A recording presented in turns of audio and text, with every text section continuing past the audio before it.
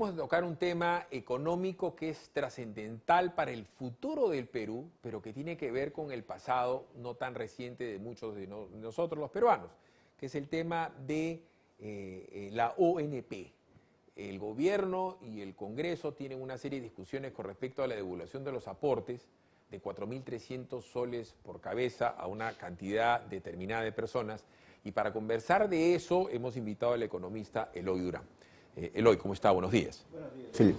A ver, si nos puede hacer un favor, hacerle recordaris qué cosa es la ONP, esta Oficina de Normalización Previsional, y de dónde viene ese fondo único e inmenso en donde están inmersos dentro de ese fondo una serie de peruanos que nunca han tenido, parece, una buena retribución por esos fondos.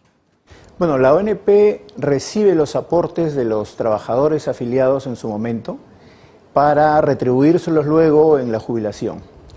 Lo que ha pasado con la ONP es que hacia los años 70, 80 y 90 ha hecho algunas inversiones poco rentables. Por ejemplo, invirtió en el centro cívico, donde los alquileres eran el equivalente a $1 en una época.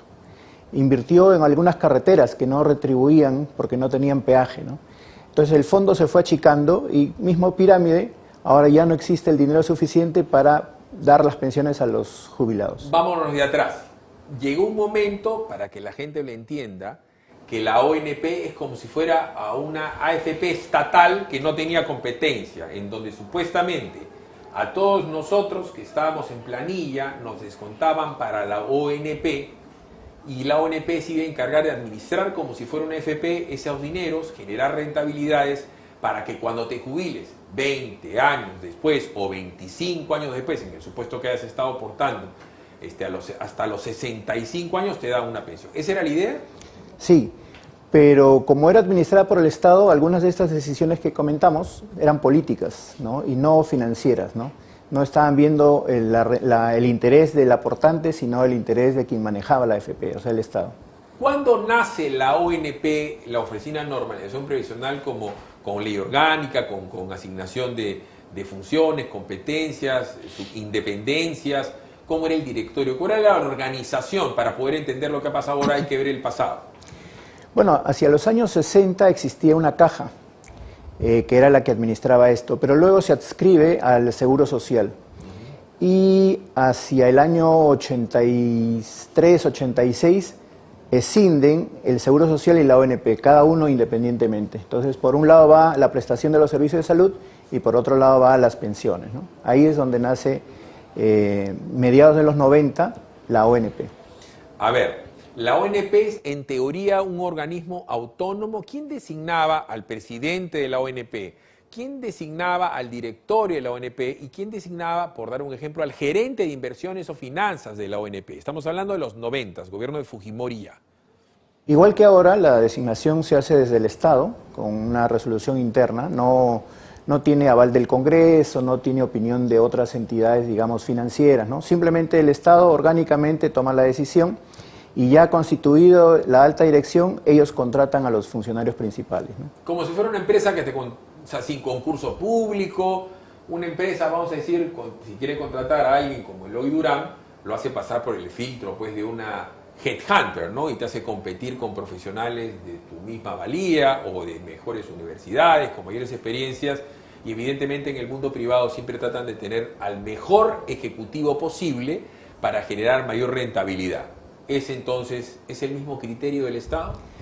De la mayoría de entidades, ¿no? Por ejemplo, hay ministerios que sí contratan headhunters, pero la gran mayoría en el Estado contrata directamente, ¿no? Ya, y estos señores de la ONP, ¿cuánto dinero comenzaron a manejar desde esa época y cuánto dinero tienen ahora? Bueno, producto de estas decisiones que comentamos que comenzaron a aparecer más de orden político, ya no existe el fondo suficiente para retribuir los aportes a los jubilados. Y lo que hace el Estado es cada año pone un monto de dinero para completar lo que se tiene que devolver en pensiones ese año, ¿no? Es como si el día de hoy AFP Prima o AFP Integra comiencen a perder plata y no tengan plata y sea papá gobierno el que pone para que nos den No he hablado de la pensión, si es buena o mala regular, ¿eh? Eso es otro tema, Eloy.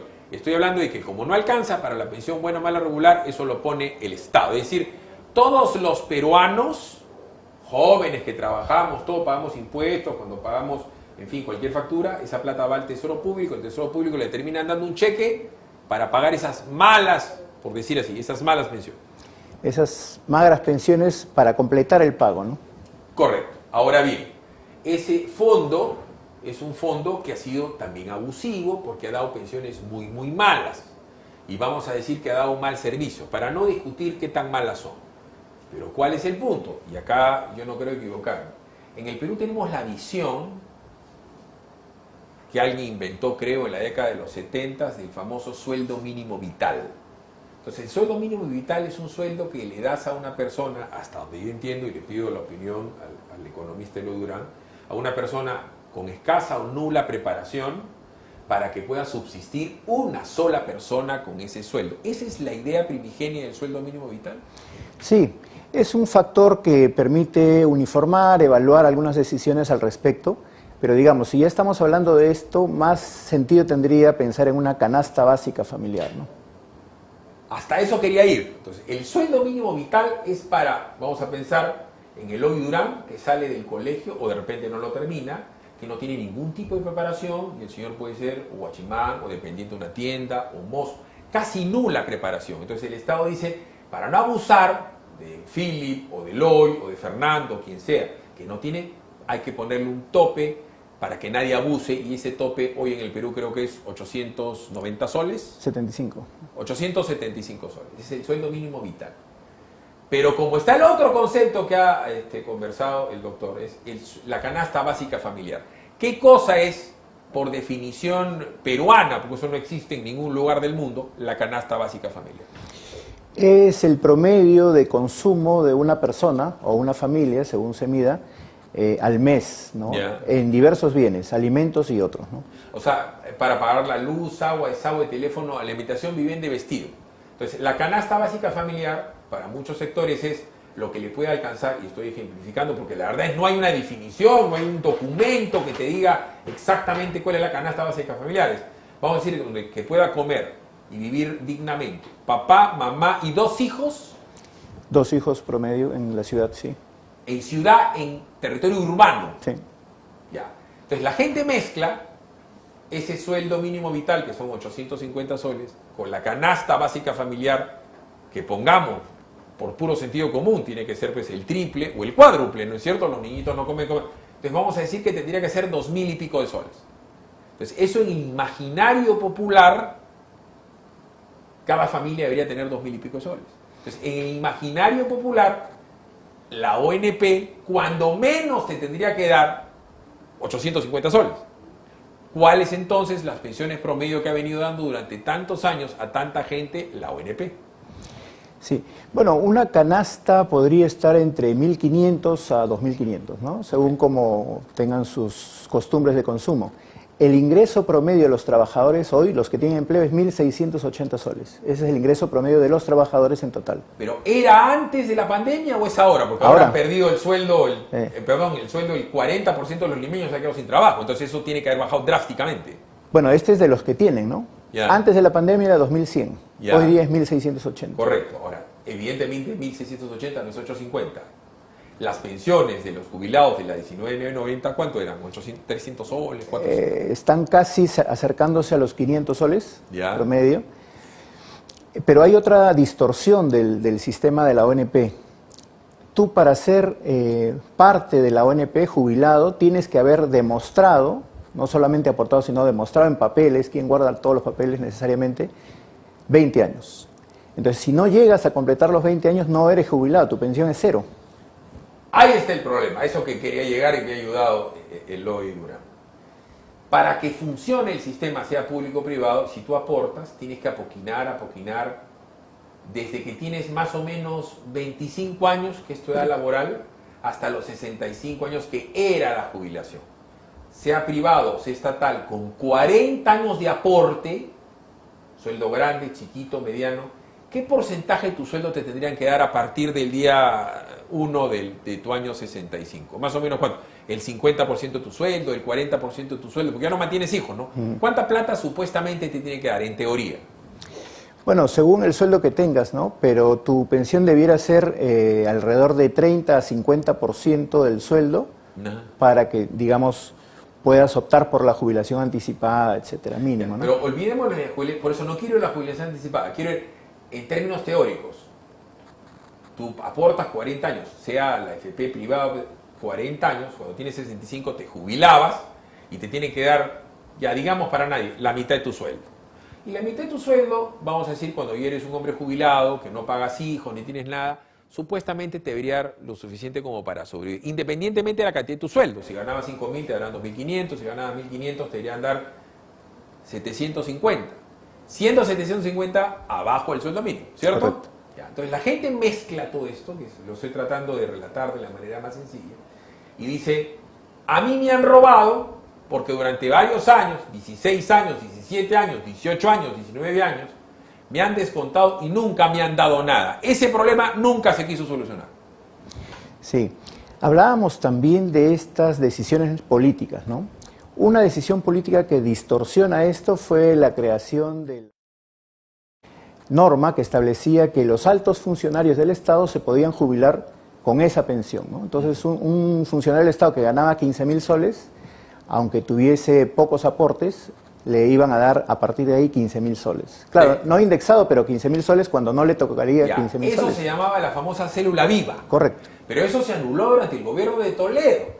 Y digo esto porque mi padre trabajó en Petroperú. Entonces yo tenía muchos tíos míos que habían trabajado en Petroperú.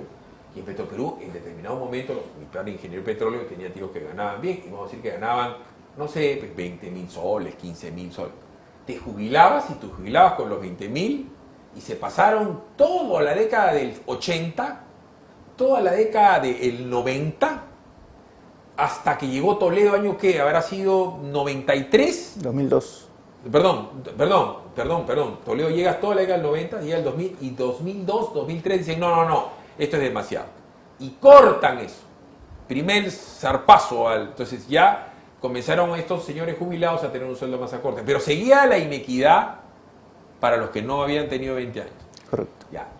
Cae todo el fondo, llegamos a este año del señor y los congresistas dicen, como estamos desesperados todos por plata, ahí hay una plata que te descontaron. Pero esa plata no existe. No existe. Como no existe plata para darle a todos los jubilados lo que les corresponde, porque el Estado tiene que aportar cada año, tampoco existe para estas nuevas obligaciones que surgen, ¿no? Ahora viene la comisión, o sea, viene el señor Urresti, la señora Monte, dice, es tu plata que te la den. Y han aprobado devolución hasta 4.300 soles. ¿Para cuántas personas y en qué tramos va a ser devuelto eso? Todavía no hay una estimación exacta de eso, pero también hay que reconocer que existe la necesidad de estas personas. Y el Congreso está tomando la bandera y está proponiendo esta única solución. El Ejecutivo está un poquito pusilánime y no toma acción. En otros países se están tomando acciones diferentes para compensar eso. Por ejemplo, en República Dominicana se está haciendo amnistías para que la gente pague rápidamente y con eso subvencionar a los adultos mayores. En Chile acaban de bajar las contribuciones que tienen los adultos mayores, en algún caso 100% y en otro caso 50%, ¿no? Y para eso usan recursos adicionales, ¿no? Los países están tomando otras acciones, ¿no?, que podrían acá también analizarse, pero acá se está analizando solo una, ¿no?, la que nació del Congreso. Ya, a ver, pero la gente dice, es mi plata. El tema previsional implica que tú tienes que tomar tu previsión para cuando tú llegues a tener 65 años. En términos teóricos, tú tienes que haber hecho algo provechoso con tu vida, además de querer vivir de tu jubilación. Ejemplo, ahorro. Porque tienes que haber ahorrado. Un hombre de 55 años, 60 años, ya no paga pues 3 universidades, tienes que haber ahorrado. No están pensando en el ahorro. Y no solamente trabaja uno, trabajan dos. No estás pensando en que puedes haber tenido una tiendita, nada. O sea, la visión es que papá Estado te tiene que parar la olla solamente con eso. Entonces la desesperación de la gente, Eloy, es que en esta desgracia que está pasando, donde tanta gente pierde plata, todo el mundo está buscando de dónde sacan. Y hay gente que no le queda otra más que eso. La pregunta es evidente, va a llegar un momento en que se va a tener que girar eso en 4 armadas, 5 armadas, 8 armadas, con cola, sin cola, hasta con carrito pagador, como están haciendo ahora, pero de acá a un año, indefectiblemente, le van a tener que haber pagado a estos señores, ¿cuánto dinero? ¿Estos 4.300 por cuánto? ¿Como 5.000 millones de soles? Puede ser, 5.500, un poquito más. Pero también hay otro tema que influye en este momento, ¿no? Por eso la preocupación. Es que la gente está hoy día ahorcada por deudas, ¿no? Que si se hubiese resuelto eso en otra instancia, hoy sería un problema menos y sería una mejor solución. Correcto, ahorita vamos a ir a eso, porque ese es otro tema. El punto es que la gente, como es lógico, cuando le sueltas dinero a quien no lo tiene, lo que hace es consumir. Y como le van a dar esto a gente entre los 55 y los 65 años, lo más probable, lo más razonable, es que esta gente tenga que gastar en sus hijos y en sus nietos, porque la verdad acá los adultos mayores no es que van a vivir solos, viven siempre en la casa de alguien. Entonces lo más probable es que esa plata entre a la economía familiar, no necesariamente del adulto mayor, del abuelito o de la abuelita, y la gente se lo fume en un año. ¿En cuánto se gasta una familia sin 4.300 soles? ¿Un año? 6 meses. Sí, menos de 6 meses. Correcto, entonces de acá a las próximas elecciones, por dar un ejemplo, la gente se quedó sin plata. Entonces, ese es un drama. Ahora hablemos de lo que nosotros hemos conversado tantas veces, no sé si el doctor Eloy Durán nos está siguiendo. Como hay una deuda familiar, lo que se va a haber hecho en vez del bono eléctrico, el bono universal, el bono para la policía, el bono para el Eloy, el bono para el economista, el bono para Philip, es plantear una solución como la que hay en Estados Unidos, el famoso Chapter 11. La familia de todos los Durán, tú tienes tu tarjeta, tu esposa tiene tu tarjeta, tu hijo tiene su tarjeta, el otro tiene su tarjeta. En una casa hay 5 tarjetas, pero en una casa hay el crédito hipotecario y en otra casa también hay el crédito del carro. Entonces, ¿de qué sirve que yo agarre el hoy y le solucione y le congele la deuda de una tarjeta de crédito durante 4 meses? Cuando te quedaste sin trabajo, estás desesperado porque te den lo de la AFP, lo de NP, y va a venir un huaico. ¿Cuál tendría que haber sido la solución para las deudas de las familias? Bueno, la solución es un poquito más integral, ¿no? Porque hay factores que distorsionan terriblemente. Por ejemplo, las tasas de interés para las personas en las entidades financieras es en promedio 39,46%, casi 40%. Es demasiado elevado, ¿no? Porque el interés pasivo es 1%. En segundo lugar, la acumulación de multas, moras y otros conceptos compensatorios es demasiado elevado también. Tú debes recordar el caso de Roque Benavides, que fue acotado por la SUNAT. Él tuvo una época en que vendía el oro a precio de mercado... Buenaventura. Buenaventura. 267 dólares la onza Troy. Y él hizo un contrato a largo plazo para vender a 400. Y ese contrato duró varios años. Cuando luego se recupera el precio del oro a 600 o 700 dólares la onza Troy, él sigue cobrando 400 por un contrato futuro, pero la SUNAT le acota y le dice que tiene que pagar por 600, ¿no? Y esa deuda en ese año fue 383 millones. A eso se le suman las moras y multas, y ahora suma 2.300 millones, o sea, casi 2.000 millones en multas, ¿no? Entonces, si eliminamos a las empresas y a las familias ese concepto, ya la deuda se puede tornar un poco más manejable, ¿no? ¿Eso se puede llamar desahucio? Desagio, perdón. ¿no? Se puede también simplificar, ¿no? Solamente apuntarle al principal, ya eliminar los accesorios. ¿Qué es lo que se tenía que haber hecho si realmente hubiéramos tenido una persona competente en el MEF y un gobierno serio? Saber que se venía una crisis inmensa, como que es global, y decir, a ver, familia Durán, SBS sabe que tú estás casado, que tienes 2 hijos, que viven en la misma casa y que pueden establecer las familias una deuda familiar global y saben también sus ingresos familiares globales. Entonces lo que se ha debido hacer es, a ver señores, tienes este problema. Número 1, para que te solucione el problema papá gobierno y se haga cargo de tu deuda y te lo vuelva a una cuota razonable, no puedes seguirte debiendo plata. Entonces acá le dejan las tarjetas de crédito carísimas, les dicen te voy a congelar la deuda Eloy por 4 meses, te voy a bajar 25% de algo que ya es carísimo, y de ahí te voy a dar un plazo que 24 meses, 30 meses. Entonces tú desesperado, mientras que te llega esa plata de la ONP, mientras que te dan tu jubilación anticipada, mientras que te dicen si saliste de suspensión perfecta o te liquidan mientras que te gastas tu CTS, la gente ha visto en eso solución. ¡Qué bien! Congelamiento. Cuando el congelamiento va a dejar de ser congelado y cuando se caliente la deuda, te va a encontrar en la mera calle, habiéndote gastado tu CTS, tu BNP, y haberte gastado la liquidación de tu FP, y haberte gastado todo, porque si te quedas un año sin trabajo, ¿de qué vives? Correcto, ese es un punto importante, ¿no? Este concepto del congelamiento o aplazamiento, periodo de gracia, ¿no? En el Perú casi todas las estrategias que se están dando ahora asumen un periodo de gracia mientras dure la emergencia.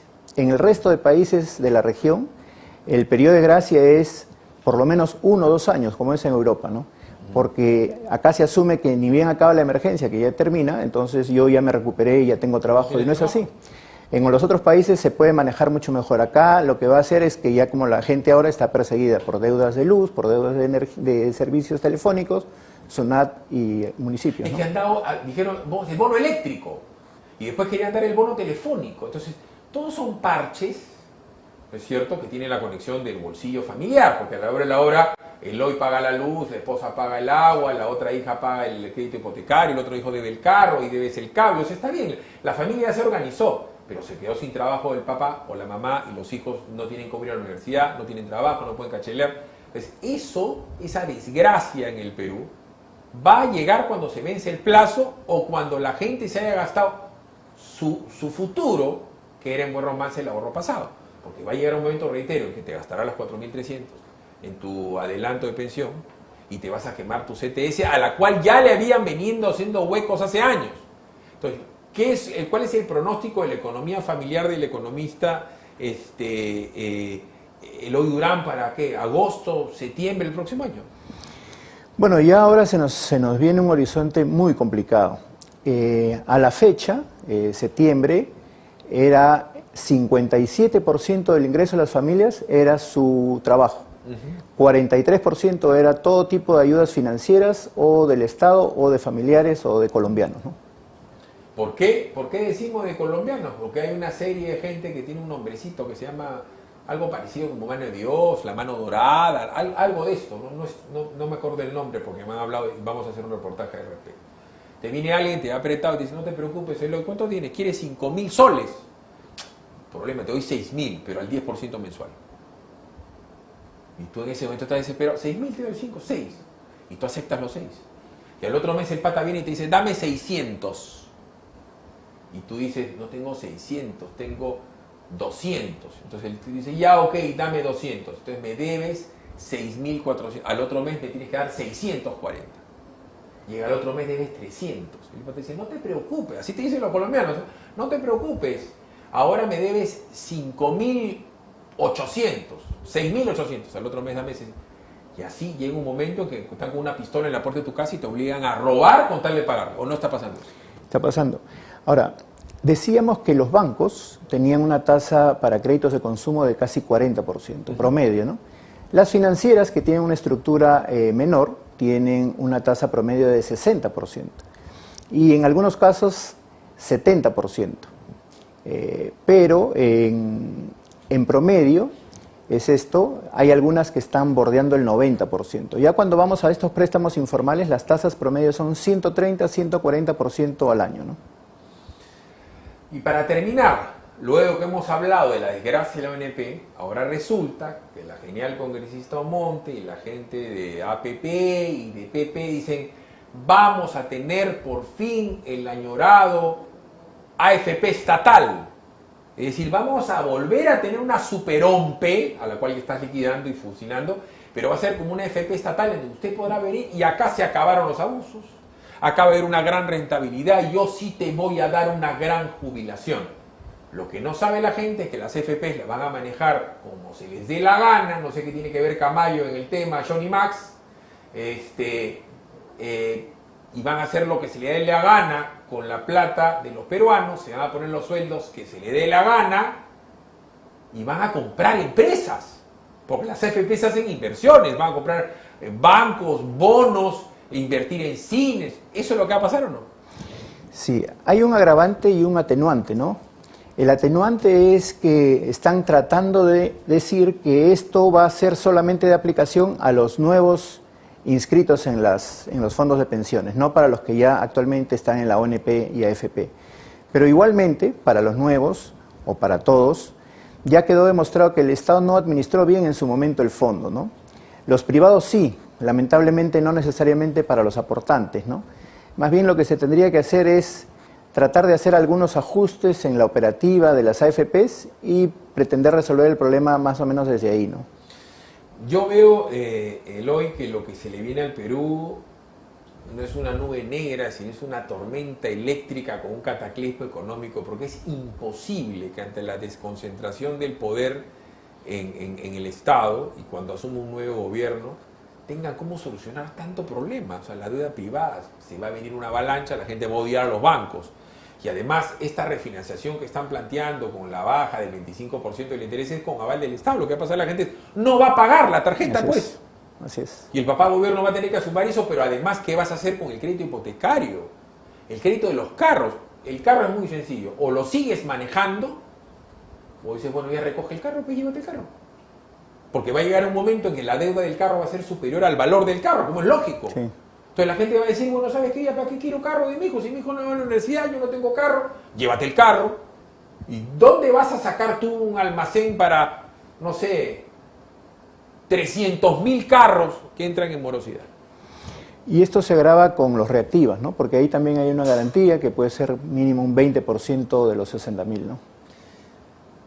La garantía del reactiva se suma a que la empresa familiar de ese papá que estaba en la ONP, o sea, parte del, ¿no? Es el señor que tenía, por dar un ejemplo, un restaurante, un hotel, un negocio turístico. El negocio turístico, el restaurante está destrozado. Entonces, encuentra al papá de la familia, la mamá de la familia, dueño de un restaurante muy bueno, un hotel muy bueno, quebrado el negocio. Cuando no pagues el reactiva, lo va a pagar el Estado. Y el Estado supuestamente va a revertir contra ti en el tiempo. No es que lo pague el Estado y te vas corriendo. Porque tú no das garantía, te buscarán a ti y será tu responsabilidad de accionista y tal. Pero tu financiamiento de tarjeta tampoco lo vas a pagar. ¿Cierto? Así es. Y te vas a quedar sin trabajo, entonces no vas a generar impuesto a la renta, no vas a generar IGB. Entonces el Estado se va a quedar sin caja, va a pagar tu deuda, va a pagar tu reactiva y mañana te va a cobrar por tu deuda y tu reactiva. Entonces tú vas a odiar al banco que te lo quitó, a la empresa de carros que te lo quitó y al Estado que te está cobrando lo que te avaló. Eso va a pasar más o menos en el año 2021. Y quizá 22. Pero acá hay un problema de base que no se está viendo, que es la macroeconomía, ¿no? En general, la demanda, las personas van a consumir menos, porque están casi quebradas, ¿no? Y por lo tanto, las empresas también van a ofrecer menos. Ninguna empresa va a producir para colocarlo en el mercado para que nadie compre, ¿no? Entonces, por bastante tiempo más van a estar restringidas tanto la demanda como la oferta de productos. Y a mí, como le puede, presumo, pasar a Eloy Durán, cuando alguien critica a la señorita María Antonieta Alba por su labor profesional, eres misógino, eres un desgraciado, eres envidioso, eres de derecha, eres fujiaprista o eres negativo, como me dice el presidente a mí, ¿no? Porque hay poca gente que lo critica en televisión. A mí me da pena, Eloy, por la gente del Perú, porque los están llevando al despeñadero borreguilmente, con una desinformación inmensa, y le están vendiendo la idea de que el gobierno es El Salvador, porque te está dando tu bono de 740, mientras que te doy los 4.300. Te estoy dando tu bono familiar, mientras que las malditas AFPs te dan tu tal. Te estoy dando bono para cuando se mejore. O sea, el bono está esclavizando a la gente a la cola. Ahora va en un carrito, que va a ser el carrito pagador, que van a ir a la casa de la mamá de Philip, a la casa de la mamá de Eloy y le van a dar la plata en la mano. El Perú va a quebrar. Es imposible que la caja fiscal pueda asumir tanta deuda. Sí, es lamentable que en esta época, con la fluidez de las comunicaciones, estemos en esta situación. No estamos focalizando bien el problema, ¿no? El problema es demanda y hay que tener soluciones imaginativas. Y en segundo lugar, lo que vemos en América Latina es que hay varios países que están haciendo soluciones creativas que pueden funcionar, pero acá nos están evaluando, ¿no? Entonces estamos quedando a la saga. Eso es lo que explica que Perú sea la economía de la región que caiga menos después de Venezuela, ¿no? Y el problema es que el gobierno dice que qué bien que estamos, ¿no? Y no estamos bien, estamos re mal, con un riesgo inmenso de que colapsen las economías familiares y se genere un sideral resentimiento. ¿Y quién va a ser el culpable en ese momento? ¿A quién le van a echar la culpa? Le van a echar la culpa a las FP, le van a echar la culpa a los bancos, a quien sea, menos a sí mismos, porque la gente va a decir, yo hice lo que me dije el gobierno que tenía que hacer. Él hoy ha sido muy amable. Muchas gracias, Philip. Una lástima que no hemos sido